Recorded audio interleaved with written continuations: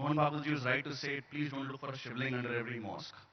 But that does not mean that the known, accepted mandirs which were destroyed deliberately based on religious hatred and mosques were built on top of that should not be reclaimed. There is, there is no statute of limitations on that in a civilizational sense. We have every right, indeed responsibility, to reclaim every single one of them. And my point is, on what basis will that create tensions? It can only create tensions if there is a supremacist residue still remaining. If you know that this was wrongly destroyed and then my place of worship was built on that, it is only natural and generous in a human spirit, in a humane spirit to offer it. Should it not? Should that not be the default expectation?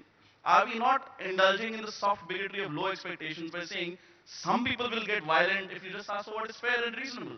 Now, once that is offered, let me humbly submit, it is Hindu civilization's generosity that they will draw the line earlier than what people say. But to beforehand say that you can only go so far and no further, that this Places of Worship Act, which cannot be part of the basic structure doctrine, this is the final line, that cannot be in principle accepted. Now, Hindu culture, Hindu civilization may say, okay, this is enough because we notice that there is no residual of supremacism left. But that cannot be imposed on us in saying that if you do not agree, you are ipso facto barbarian or bigoted.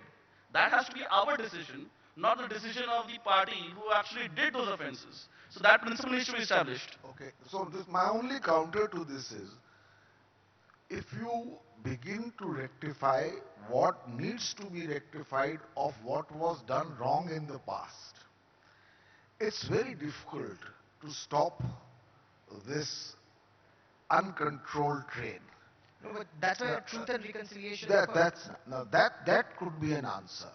So if everyone begins to seek legitimization today or rectification today of what was done wrong in the past, then it is not only the rectification which is very difficult to achieve in a full sense, but the collateral consequences of that.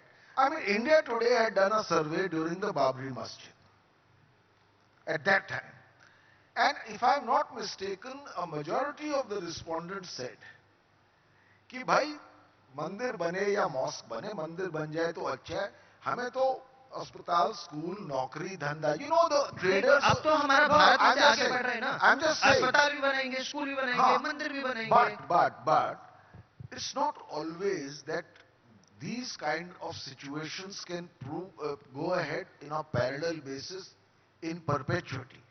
There are priorities and there are reasons to accept in a modern nation the tolerance that needs to be given, not to minuscule minorities which you can overrun, by minorities that have become a part of your country's fabric and exist in numbers where they cannot be either erased or thrown into the Arabian Sea. I must respond to that, So sir. therefore I am saying, I make a plea for sanity.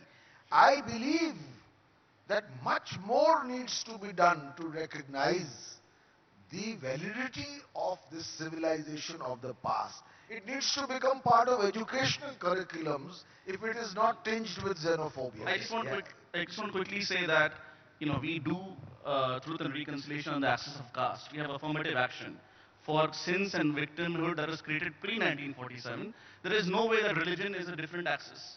So if we can do it on caste, we can do it on religion as well. All depends on the generosity of the two parties involved. The generosity of our... I will just end. Yes.